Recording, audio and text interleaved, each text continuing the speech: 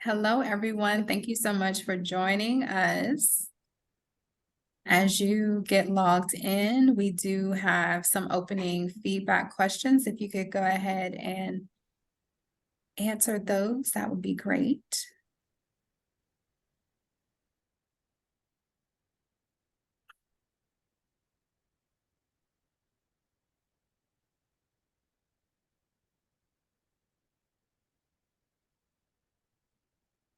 Still have a couple of people connecting the audio.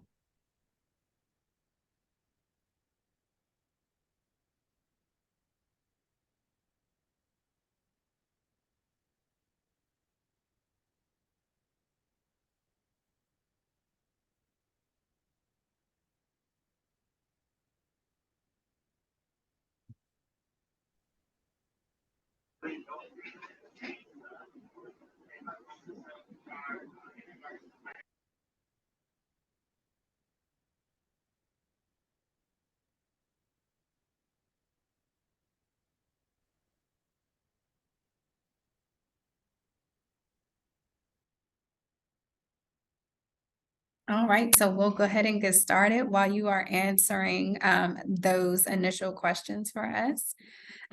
Welcome. My name is Jonica Dreer, and I am currently the program coordinator for the Ascend program. Right now, I am the executive director of K-12 partnerships at Kent State University. I oversee dual enrollment and our tech prep or Center for Technology and Education. Technical education. We are a pretty large campus, and I was just having a conversation with some of my Ascend colleagues who are from other cohorts, and I was mentioning, as an Ascend participant myself, I did not have this role or think I was fully prepared for this role prior to getting here. So it was only through participating in Ascend that I actually applied for the job. I think it was about March, and I got my job offer in June. And I was just 3 months shy of finishing the Ascend program and got started. So it's been wonderful, but I most definitely use a lot of the tools that I have learned throughout my experience in Ascend in my role. So I'm so grateful for it. And so with that being said, we are going to save the panelists who have joined us in their current and or former Ascend participants. We call them mentees, to introduce themselves a bit later, but I want to go ahead and get started into our agenda for today, and then a little bit about what Ascend is, and then you'll get an opportunity to ask your questions about this experience and understand if it is good and a significant or good match for you. So general overview of what the Ascend program is, a little bit about our curriculum, our opportunities, outcomes, and impact. And at the end, you're going to get to hear a little bit from our participants. So I do have a poll, and I'm going to put it back in the chats and make sure anyone who just joined us is able to respond to it, because we had some new people join us. So please join us online. Then I'll go see what some of those answers are. And thank you for participating. So our first question asked, who is in the room? So we have a lot of registrars, some individuals who are in military and veterans. So registrar seems to be a hot one that I'm seeing, because registrar and associate registrar are our largest titles inside of the word cloud. We have directors, we have a FERPA guru. Hello. Awesome. A lot of people within strategy, admissions, operations. Good. Awesome. Welcome. Continue to keep that coming in so we all know who is here. We get a good idea of that. The next question that I have asked, if you all can move towards that one, is what are the major issues? Should I share that one? Let's make sure I do. Let's put that in the chat. So the next question is asking, what are the major issues impacting enrollment management leaders today? What are some of your thoughts?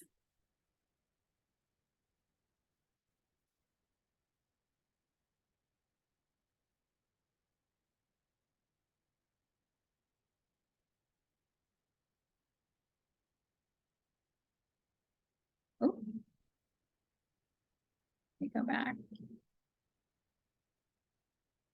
I might have to come back to the results. So if you can go ahead and answer that question, that would be great.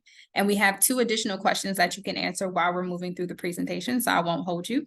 What are the obstacles and limitations that exist today that make it difficult for talented mid-level enrollment leaders to move up in executive roles?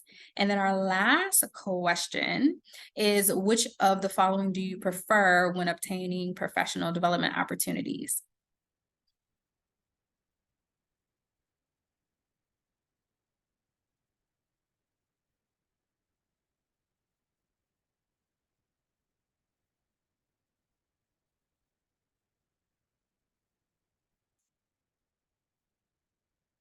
All right, so I'll come back to some of those, but thank you for participating in the survey. Let me go back to my presentation. Let's make this. I have a bunch of screens open, you all. Thank you for bearing with me. All right, here we go. So a little bit about, or setting in context, why does Ascend exist? So what you probably noted inside of the second question, which was, what are some of the issues that we're facing? If you're running into issues with answering inside of Mentimeter, you can actually put your comments in the chat, because I think Mentimeter, yep, I figured Mentimeter was having an issue with showing some things. So if you wouldn't mind putting some of your answers in the chat, that would work for us as well. If you feel comfortable. And then I'll be able to, in a second, once I bring up the next slide, to open Mentimeter back up so you can answer the last 2 questions, because I did want that to be in confidence and anonymous. But for What the Agile College, and I keep this book with me, it's a really, really good book that I check out often. So you're not thinking I have the e-version, I actually have the physical copy. Awesome book. And this actually was recommended to me by my Ascend mentor. So 2 books that I have read that have been recommended. But in the Agile College, we're talking about how strategy meets the next decade of college, of higher education, of what's happening. And he talks on all different atmospheres, from technology to admissions to enrollment to student success to retention to how we even set up classes. He goes a lot into financial aid and the registrar's office as well. So how does that look very different in its evolution in the future? Because it is not just pushing papers, right? We're asking the registrar to do so much more today. But the next decade will be a time of considerable change in higher education. And if we know that, how are we prepared to respond? And that's the biggest question. So therein lies, therein lies our need for inclusivity. How do we get new voices at the table? We have a lot of individuals who have come up in the recruitment pipeline, or have been graduate assistants, who have been student interns. How can they move into that next level to help us manage all that's happening, from the enrollment cliff to the birth dearth to the diversity and intersectionality of our students? And then we see a lot of individuals who have particularly held roles have been primarily white. According to, we have a very good relationship with Coupa HR, who's provided us statistics. And the thought really is, how do we diversify, not just in terms of ethnicity and race, but how do we diversify in terms of gender? How do we diversify in terms of positions that individuals hold and the types of colleges and universities that they sit at? So that's how Ascend wants to look at how we bring in and how we cultivate the next leaders. And I love the second book that I was mentioning that my mentor coach had recommended to me, was by Paul LeBlanc, and it was called Students First: Equity, Access, and Opportunity in Higher Education. And he said, talent is universally distributed, but opportunity is most Emphatically not. And I think we've seen this for our students, but sometimes we don't take the opportunity to talk about what it means for the professionals, the employees who are helping out these students, to also see opportunities not be realized for them. So Ascend aims to create a sustainability, and it's within the field specifically of enrollment management, but I truly believe that these are transferable skills that can go across the board. You do not have to be an ACRO member to participate in the Ascend program, and you don't have to even be in enrollment management to truly understand how to learn the building blocks that help any business succeed. And this is specifically through the development of historically excluded mid-level enrollment leaders.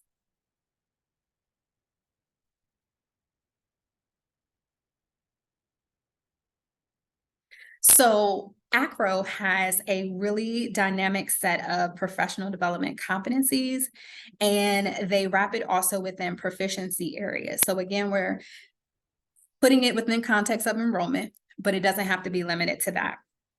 And so what I've done is, in an article that I've read on LinkedIn, and you can Google it if you feel so inclined, it was, what are the essential skills and competencies of enrollment management professionals in the 21st century?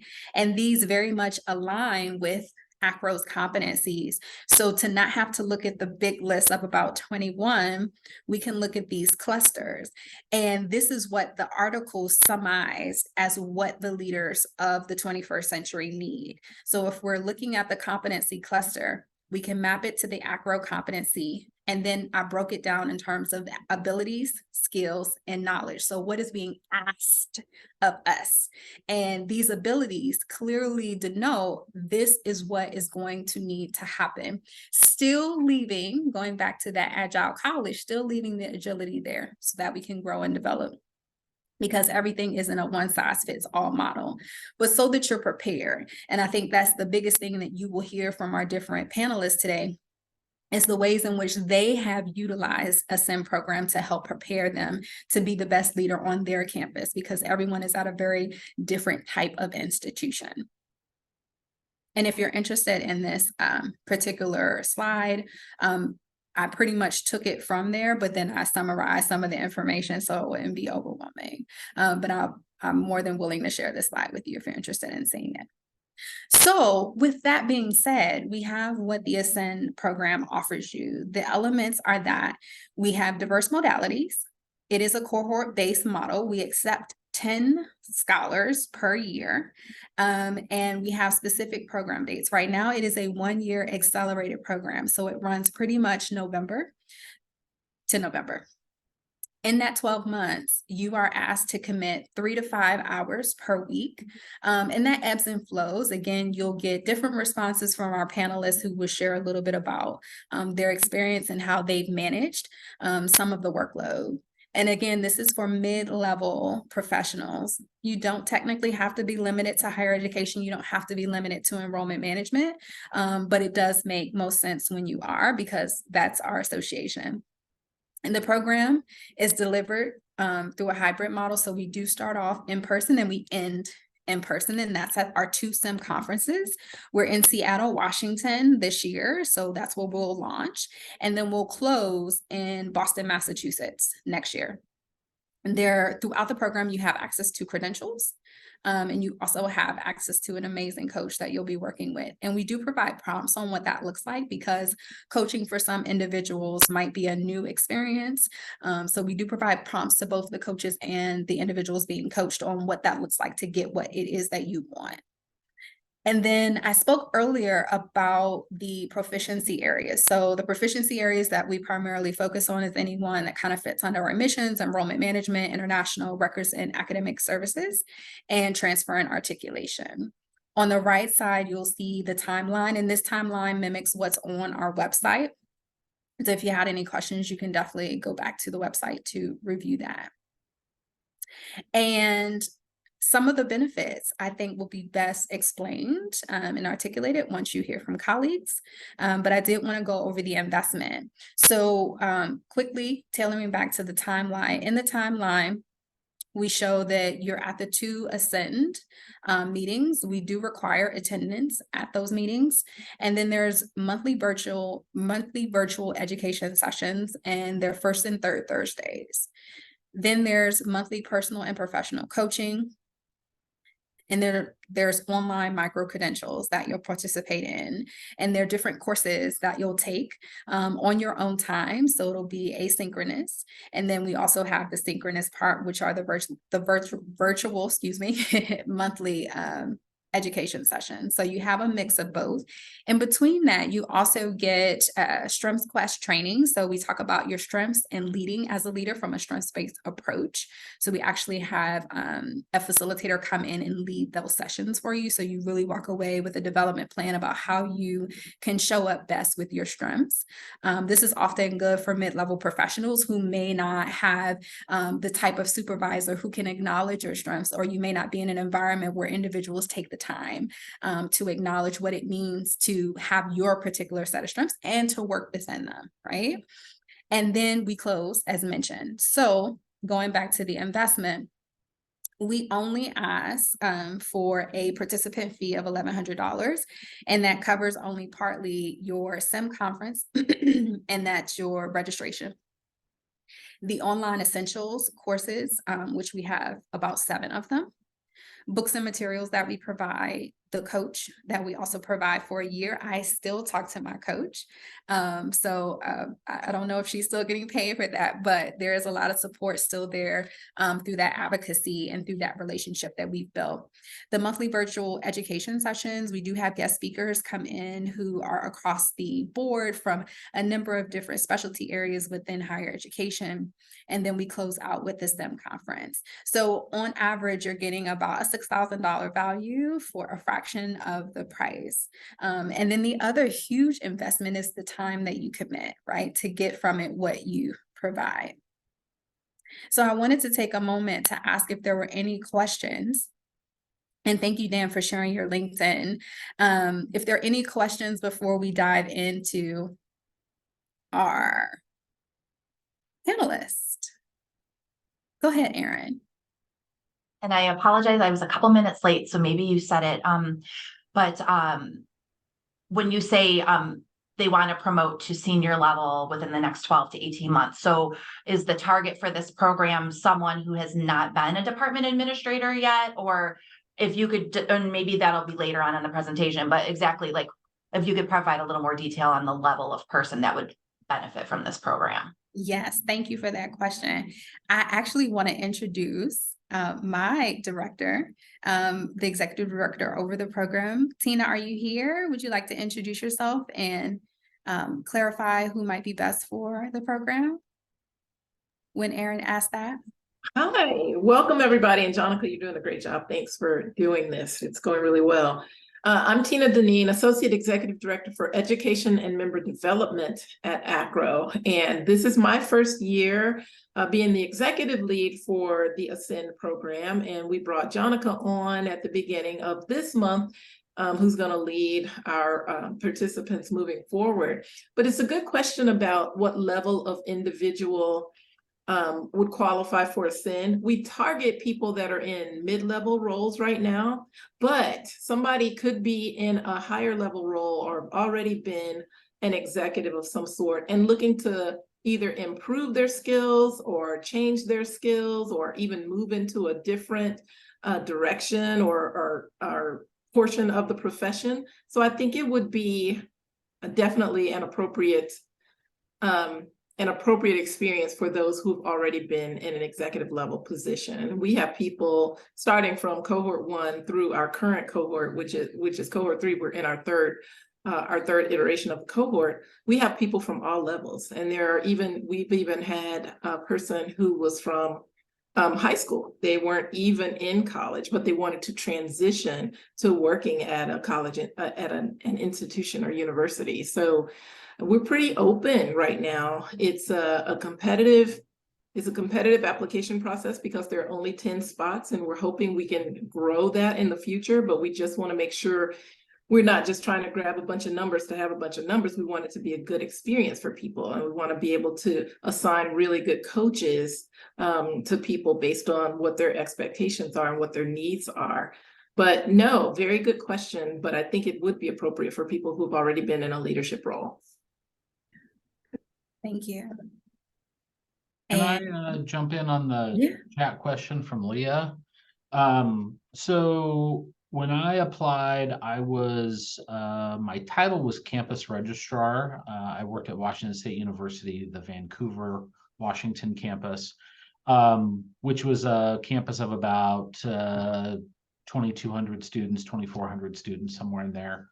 In the Washington State University system, I really would have been more like an associate registrar. Even though I was in charge of the registrar's office for my campus. I was a part of the university registrar's leadership team and all that kind of stuff. So, and we have folks, like one of my colleagues is director of graduate admissions, another is director of financial aid. So it's in that the group that's in cohort 3 right now, I think, has more representation in what I would call mid-level, so not quite the assistant or associate vice chancellor, president, provost level where they have admissions and registrar and financial aid in their portfolio, but maybe they have 1 or 1.5 of those, maybe it's admissions and financial aid, or, whatever the campus makeup is. But I think it's, from my perspective, that's where I would call mid-level, as opposed to someone like who is, my current supervisor is an associate dean. So more, that is more at a more of an executive level. But that's just my take.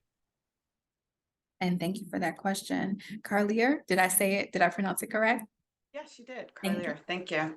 I just had a question, going through the costs, and the fees associated with this. So for the 1,100 and then going to the SEM conference, you said the registration's included. So if I were to prepare my office and I were able to be a part of this, I would have to ask that I would be incurring, flight or other hotel and all of that. Okay, I just wanted to make sure.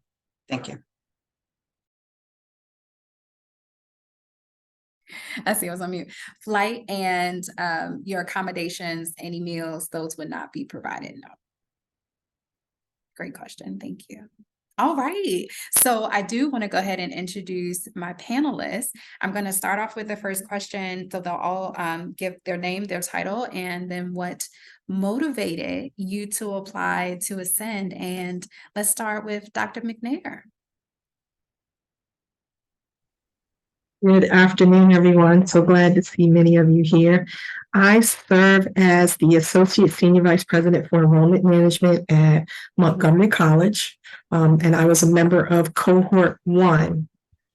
What else was I supposed to answer, Jonica, or was that what? Yep, so what motivated you to apply to Ascend, Dr. McNair? Keeping in mind I was Cohort 1, Ascend came about at a time that I was serving in a director role, and at the same institution was director of college access and enrollment. And that position, we're a multi-campus institution, so I was responsible for all 3 campuses.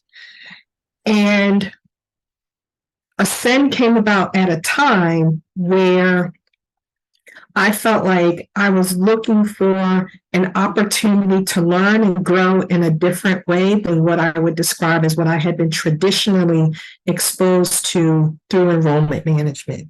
And I had done the SEM-EP program, but I was really interested in the idea of going through a cohort model with a group of colleagues and learners who were in the similar professional space that I was in. I really liked the fact that we had coaches and that the deliverable was around an enrollment management plan, because I felt as though what I would learn through the program would bring me the information that was most up to date when it comes to being able to develop and implement an enrollment management plan. So it was nice to go through that process. And I also think at the time that it was coming about, we also had ACLA was at that time, I think, just really starting to launch more into how do we diversify the pipeline. There have been conversations about it before, but it seemed as though this was really something that they decided that this can be a solution. And I wanted to help be part of the solution that would add more voices to the conversation, not just at ACRO, but also at my own institution and within the network that I'm exposed to in my state by serving in and working in enrollment management. Awesome. Thank you, Dr. McNair. Kayla, would you mind answering? Tell us a little bit about yourself, your name, your institution, your role, and what motivated you to apply. Oh, and also your cohort number. Yeah, which cohort number were we, Jonica? 2. So my name's Kayla Nichols, and I serve as Deputy Director of Undergraduate Admissions at Virginia Tech. And I was a part of Jonica's cohort, or cohort number 2 of the Ascend program. I was motivated to apply first because our VP of Enrollment Management is the previous president of ACRO. She encouraged my application. So at that point, you need to apply. And so I applied for it and really was focused on the idea that I would have some time to focus on myself. As enrollment management professionals, we're often in helping mode. We're in the mode of helping our students, helping our colleagues, and we're usually one of the last people that we think about. And so I really enjoyed the fact that it was going to be a cohort model. There were ways to kind of like hold myself accountable throughout the program as well, with the model, whether it be the cohort or the modules that you're doing each week. So that was really helpful, as well as the fact that you were able to attend the SIM conferences, which I find have a lot of really valuable information. But yeah, that was what motivated me to apply. Awesome. Thank you, Kayla. Dan? Hello, everyone. I'm Dan Overbay. I currently serve as the Director of Enrollment Management for the College of Education and Human Development at Temple University in the great city of Philadelphia. I have been in this role now for 30 whole days. Previous to this, I was the campus registrar at Washington State University, Vancouver, and I am in cohort 3. So I am now just a few short months from wrapping up my Ascend experience, and I cannot say enough good things about this program. This program is what motivated me to get this new job, to apply for this new job. And when I learned that one of the focal areas was to diversify and expand the experiences of enrollment management leaders, I was like, okay, that sounds like me. And I took it to heart that the goal of this is to move folks from their mid-level positions into executive level positions. And this position right now is the next step in my career. I started out as an admissions counselor a whole bunch of years ago and did some academic advising mixed with enrollment management types of work in the in-between. And so I've been out of the modern day recruiting world for a while. And so I thought, you know what, if I want to be an associate vice provost or president, I am going to need to have some of that information. So I did a mid-step jump to this role. And so I have responsibility over recruiting and operational admissions and financial support for our college. And am looking forward to learning about the Philadelphia area and our folks who are here and the folks who want to come and study at Temple. So thanks so much. Awesome. Thank you, Dan. Malia? Hi, everyone. My name is Malia Jones. I am currently the registrar at Elon University School of Law in North Carolina. I was in cohort 2 with Jonica and Kayla. One of the best cohorts, I should selfishly say.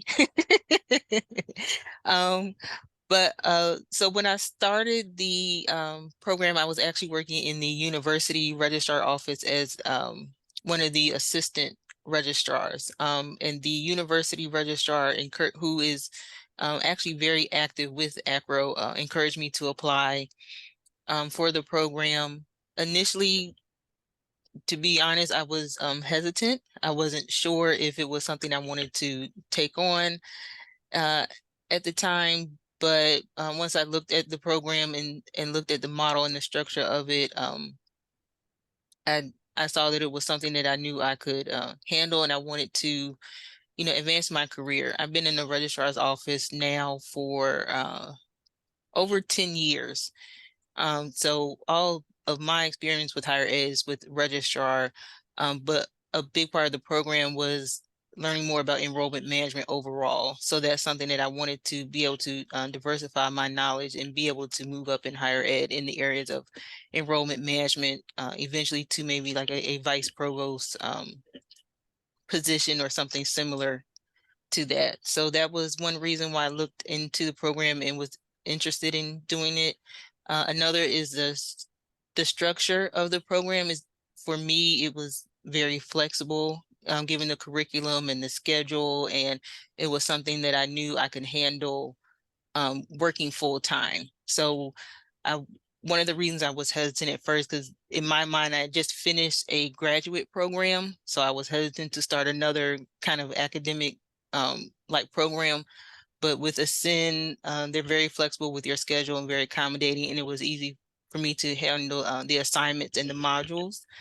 And another big reason was being able to network with those outside of my own university and get to know others in ACRO and learn from their experiences and have mentors that were there that could give guidance and advice on how to move forward, and then also how to troubleshoot and resolve issues that I may be having within my department or enrollment management, and then just learn overall more about enrollment management and how that all works together. I knew a little bit about enrollment management just working with my own like admissions and financial aid offices, but in the Ascend program, it was just it was just a bigger networking pool of resources to learn more and to be able to help me move forward in my career. Thank you for sharing. All right. So I do have another question, because you all really gave an awesome introduction about what the Ascend program presented to you that encouraged your application. So I appreciate that. My next question would be, because a lot of individuals talked about various components, did you have a favorite component from the various modalities in which we present for Ascend? So was it the STEM conference? And if the STEM conference, what specifically about that? I know that Kayla mentioned that earlier. You all mentioned the networking, but what part was most beneficial to your learning? Dan, I think I'll start with you. I think you really enjoyed the capstone, but was there another part? Yeah, so Capstone currently is development of a draft sim plan, and I was excited about that because my goal is to help students succeed, right? And I do that through enrollment management, and to understand it from a data informed perspective, and how it ties to either your college or school level or university level strategic plan, and where your institution is going. So that was great for me. I do like the micro credential coursework that is offered. And it does give you those quick bursts of, oh, here is some up-to-date information on X, Y, or Z. The other great part is the way that they're scheduled often is do this micro-credential, and in 2 weeks, we're going to have Dr. Tammy Agard come in and talk about financial aid and the registrar's office, right? And so you get this learning ahead of time, and then you have an enrollment management expert come in and really talk about their experience and real world, and in some cases, up to the minute sorts of examples. And so you're able to tie the theoretical with the actual practical application of it. So it's theory to practice and practice to theory, which is a great way for me to learn. Awesome. Did that get it done, Yes, Jonathan? it did. That was All right. awesome. I would concur. All right, Dr. McNair, did you have a favorite component? I did, and I will have to say I really enjoyed the readings and the discussion as well. So I'm taking those two things and putting them together. And the reasons I enjoyed that is we all had assigned readings. We would do our reading and we would then have opportunities to discuss it. So to be able to hear the feedback from my colleagues, as well as for our facilitators, coaches, and things like that, to interpret it and to present that information through the lens of what a chief enrollment manager role would have was very, very helpful. If you think about it, we read things and we understand it through the lens that we hold. And there is a difference between being at that mid-level and then the chief enrollment manager role in terms of what they're looking at, what they pick up, and what they interpret. So that was a learning experience that was valuable. It was also helpful to have that perspective and some of the researchers when, if you remember this, for most of us, even though this program is open for people outside of higher ed, most of us are in higher ed. So there's also the duality of the information that we're learning being immediately applicable in our current roles and on our campuses. So it was nice to be able, because of the readings and because of the research, to be able to sit in a meeting, to have conversations with people and be the most up-to-date person on what some of the contemporary thoughts were. It was much easier to talk about some of the initiatives, the plans that we have in light of the research, being able to think about what might be some challenges down the road. So that was definitely something that I enjoyed personally.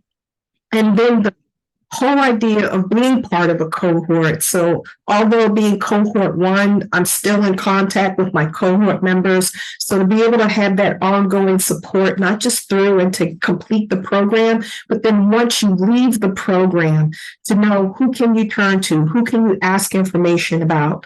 And there are also times when ACRO may do a reception for Ascend or something like that. And that's also an opportunity to not just meet your cohort members, but current and future cohort members. So that idea of a community, especially when you have a position where maybe that doesn't quite exist, where you may have a smaller community, it just immediately broadens who you have access to, what you can talk about. A number of my cohort members, we've done all kinds of things, some people preparing for jobs. Half the cohort is taking on new roles, new responsibilities. So those are the highlights. I'm sorry I can't pick one of those, but those are the main ones for me. Absolutely. Thank you. Kayla? I would echo much of what my colleagues shared. I think really one of the most valuable things is the experts that are brought in on different topics. So it's not just you in the cohort and other folks within ACRO or the Ascend program. They're bringing in people from a search firm to talk about how searches are conducted and how to kind of put yourself in a better light if you go through a search process. They're bringing in someone to talk about strengths and what that means. We're a strengths campus at Virginia Tech, but that the expert that they were able to bring in to talk about that actually shed additional light on strengths that I hadn't had the opportunity to hear. And so you really have to think about it as you've got your cohort, you've got the program, but you also are going to hear from some industry leaders and some other experts in other areas. And I think that was really valuable. And some of our my favorite conversations to reflect back on are, you know, when those different experts came in to teach us more about their specific fields. And I love, so just to, before we hop to Malia, what happens, there's a curriculum that flows. And a part of the curriculum is to provide readings, but we really only give a max of 3 books and they're not super long. So please do not scatter away like, oh my gosh, reading, reading, reading. But when Dan mentioned that we do the micro courses give you a burst. So it's very interactive, it's quiz based. We talk about FERPA, we go into some FERPA basics, we talk about financial aid and how financial aid relates to student success. So these courses are created by subject matter experts in the field to talk about what's happening. You go through the course and it will take you less than an hour. Very good information that will really sum up what's happening. A current course that the executive director was mentioning today is one around the current court case, the Supreme Court case. So we're trying to make sure that we keep up with engaging you with the most relevant information, hence what Kayla and Dr. McNair were sharing, to make sure that the learning again touches on multiple modalities, doesn't overwhelm you or stress you, but that information is layered. And then you go into a conversation, right? A discussion that you really can take away something and say, okay, this is tangible. This is how I use it. Okay, that's your viewpoint. Absolutely love it. Thank you for sharing, because I didn't think of it that way. So the discussion opportunities are very, very, very critical to your learning as well. And then creating a network where you feel comfortable to say, when I am struggling with this issue, maybe who's the expert, who knows a little bit more. So we have an online platform that we use to have this, all of the curriculum and all of the courses there for you so that you can see. And then as you move through, you can get badges that you can automatically attach to LinkedIn. So a lot of really good learning in real time and very relevant to the work that you're doing. Malia, did you have a favorite part? Like Kayla, I kind of echo everything that's been touched on already. I know something that still stuck with me was I can't remember the official name now, but it was like the strength assessment and facilitator that we had. That's something that really stuck out for me because that was not an assessment that I have had in a while, but it was very good to know how I can develop leadership skills to continue to move forward in my career. So that was a big plus for me. And then also kind of to echo what Dan mentioned, the readings and assignments and the format they were in with the micro credentials, because it gave me time to take time to read them and then also to go back through those materials if I needed to and take additional notes and save for future reference for later. So I know those were 2 of the big pieces that stood out for me. Again, like everyone else said, again, with the networking and everything else as well. Awesome. Thank you. So I do have a question that came to me, and it is about coaching. Can you all share your coaching experience if you feel comfortable sharing who your coach was? How was that? How did it work? How did you set some goals and expectations? And did you find that the experience was fulfilling? Who should we start with? Let's go with Kayla. Yes. Yeah, so my coach was named Michelle, and I'm blanking on her last name. It's not Michelle Sandlin. Oh, Michelle Brown Evers. There you go. And she had just transitioned into a new role as, I believe, like VP of Student Services at Northern Virginia Community College, which was actually really great because that's one of our largest transfer student populations at Virginia Tech. And so there was that connection there that I think was really, you know, a really great one to have. But she was really helpful, especially as a woman leader who's been in the in higher education for a very long time. You know, she was able to speak on things that, you know, I currently face as a leader and give perspective of being in the field for you know, a longer amount of time than I've been.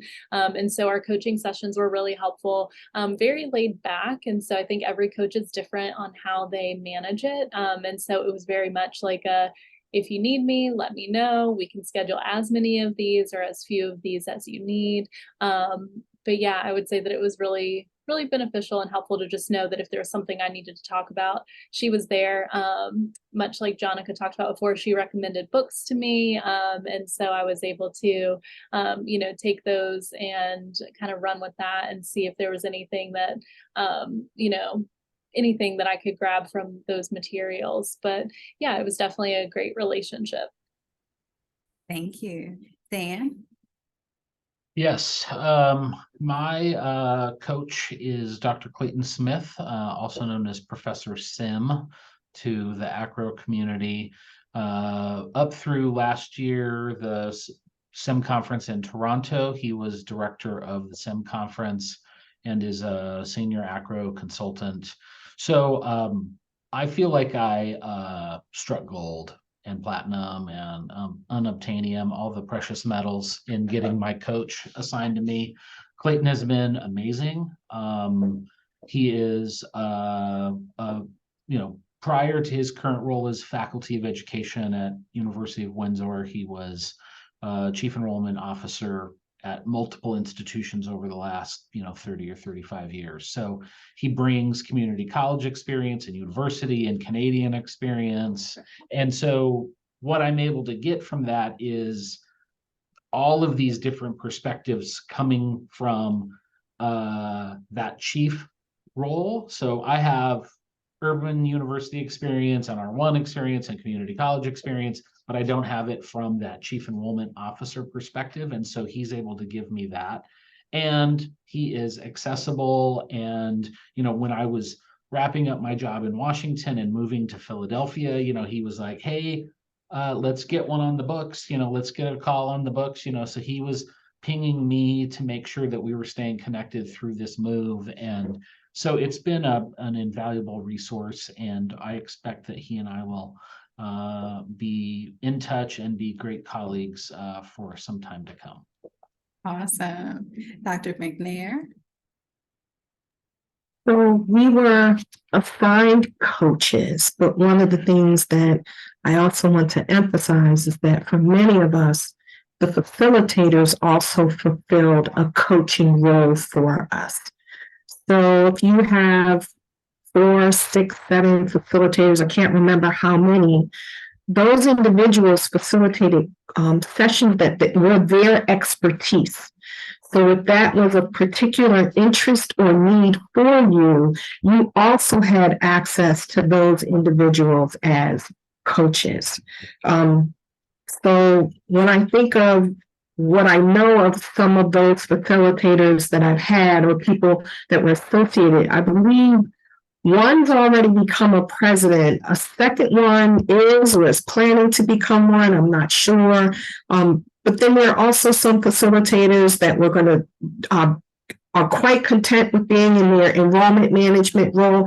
So although you have a formal coach, I want to also share that our facilitators they're volunteering for this. They're the ones that said, they've got to submit their information and say, just like you do, I want to be a part of this program. So these are already people who come from a spirit of wanting to help colleagues and wanting to help widen the pipeline, increase not just access, but I believe the success of all of the people who are going to go through Ascend. And I think Ascend is just so unique in that way. And it's also just the opportunity. Someone mentioned this before, it may have been Kayla.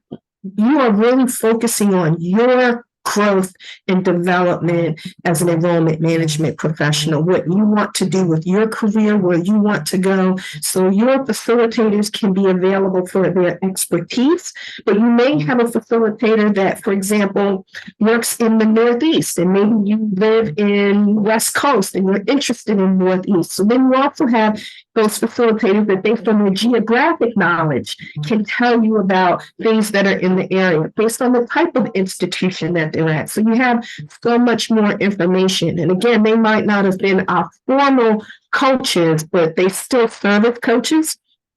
You will also find that when you go to SEM, when you go to SEM and you meet your coach assigned to you at Ascend, because when you go to STEM, there's an Ascend period. You will find out who your coach is. You may also wind up connecting with somebody else's coach. And most of the time, that other coach will make themselves available to you. So it's such a diverse network that just really wants to pour into you. I love the program. That's not to say that there weren't days where it was like, what was the thing? Like, I need to help interpreting this, but it was just one of the most rewarding professional development experiences I've ever had. Thank you, Dr. McNair. I did not pay her to say this, you all, I promise. But I did. Thank you, Dan. Malia. In a minute. So with my coach was Michelle Sandlin, who is planning to retire, recently retired from ACRO. And I love Michelle. She was a great coach. She helped me with quite a few things. She was able to review my resume, because at the time I was in the associate registrar role, as I said before, initially. So she helped to review my resume to see how it could help move forward in other positions. When I was in the program, when I transitioned from associate registrar to registrar, and she was able to give me some guidance and feedback on that. In that time too, I came from a background of working with undergraduate students, and I was moving into a law school and graduate professional background. So she was able to give me advice on that transition. We set up regular, I can't remember, it was either regular, monthly, or bi-weekly meetings just to talk. She was there to help me with and give me feedback on the assignments and the modules that we completed. And she was also a big help in connecting me with others when I had questions, or for example, when I was transitioning between roles, she could connect me with who I needed to talk to, or maybe who was the best person to speak with as I went through that transition as well. So it was, I guess actually I should have mentioned that was probably one of the most valuable pieces of the program too, was just to have that connection with a good coach. Awesome, thank you. So before we close it out, we're getting ready to add the evaluation in case anyone needs to leave early. So please do complete our evaluation. I did want to ask if there were any questions from our attendees today about the program, and if our panelists can put inside of the chat their LinkedIn. I know, I don't know how, but I do know I did get an email or a DM from a future cohort member, and this was last year, who inquired, like, how's the program? How structured is it? That was me. I didn't want to put you out there, Dan. I wasn't going to do it. Oh no. I'm happy to do that. When I learned about this, I was like, I don't know what this is. Like, I know what ACRO is, and I've been involved in ACRO for a long time. But once I was able to find someone who said, yeah, this thing is awesome. Let's do this. Then I was like, okay, I'm all in. So yeah, absolutely. And your willingness to be honest and candid about what the requirements were was very good, and they were accurate too. So all good. All right. So I see we have some technical difficulties. I apologize. I will check back with the form. We will email the form to all individuals who register. I'm telling you, the blue full moon is trying me today. Okay. Retrograde, everything has been happening with communication. So I appreciate you all for working with me. Thank you so much for coming. Before we exit, before you click off, if there was one thing that my panelists would choose to wrap up why someone should apply to the Ascend program, what would it be? Kayla, what would you say? I would say to like I mentioned in my first response, just take that time for yourself. You deserve it. You deserve to spend some time thinking about your career and reflecting on where you've been and thinking about where you want to move forward. You don't have to make any changes. You don't have to be in that place of like needing change or wanting change to take part in this program. I think that no matter where you're at, it's going to be valuable. But just really use this as a way to do something for yourself. Awesome, thank you. Malia?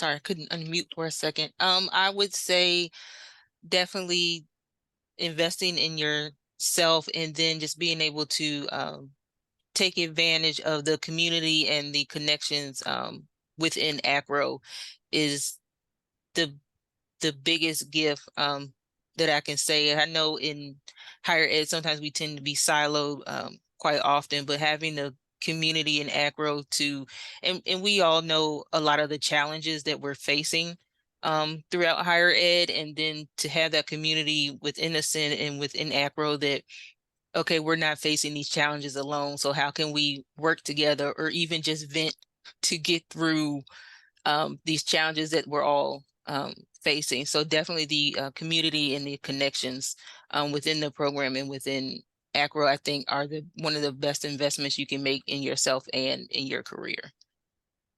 Dan? Yeah, I think for me, it was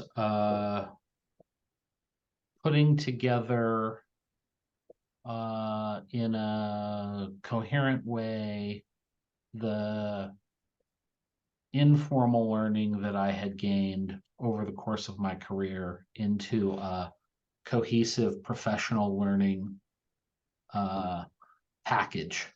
So, knowledge about admissions and financial aid and recruiting and all of those things that are related to enrollment management, but it made it so that I could go, oh wait, I have done that, or I have learned that, I just didn't have the right words for it. And I would say also network. So it has done both things for me, improved my skills and improved my network. And I think will continue to do so. Awesome, and Dr. McNair? I agree with what my colleagues have articulated. What I would add to that is that our students and our institutions need you. Like at the end of the day, yes, it's professional development, but it's professional development for a purpose. We are enrollment managers. No matter what your title is, you're still involved in enrollment management, and we are at the center. We are at the core. We link everything together. And if the purpose of higher ed really is, if you think about it, about creating better communities, a stronger democracy, and dealing with so many of the challenges that we're facing in our country at the moment, you are never needed more than you are right now. Agreed. Dr. Deneen, did you have anything you wanted to say to close us out? No, I'm just inspired by hearing from our current and previous cohort members, because I find myself like I'm involved with ASCEND every first and third Thursday of the month. And that's in person. We're doing other work outside of that. But I find that it feeds me as well. And I come from a university background. I was a university registrar for over 20 years. I've been in enrollment management. All the things have reported to me. So I'm getting a lot from this experience as well, even though I'm not a true participant. I mean, the way people have gelled and just, they rely on each other, they talk to each other, they lean on their coaches, the coaches advocate for them. It's just been really beautiful to see. And when I did my doctorate program, we were in a cohort format. And I mean, I'm still close to those people. In fact, they just sent a group message just today. Sometimes we'll just send a meme just to make each other laugh. But it's really amazing that you establish these relationships. And one of them said, I don't know, it might have been Kimberly, that said that you'll have these relationships forever and you have these people to lean on forever, and it's invaluable. Like, you can't even put a price on that. So I hope all of you will consider applying and all of you will consider joining us, because it really is a great program, and we continue to make improvements every year based on some of what our current participants and our previous participants have asked for. We've been able to implement. So it's really an excellent program. And so why not you, and why not now? Thanks, Jonica. It's my pleasure. Thank you, everyone, for joining us. If you have any questions, comments, or concerns, feel free to give me an email or connect with me on LinkedIn. Have a wonderful day, and thank you for joining us. To my panelists, thank you for speaking with future cohort members. Take care.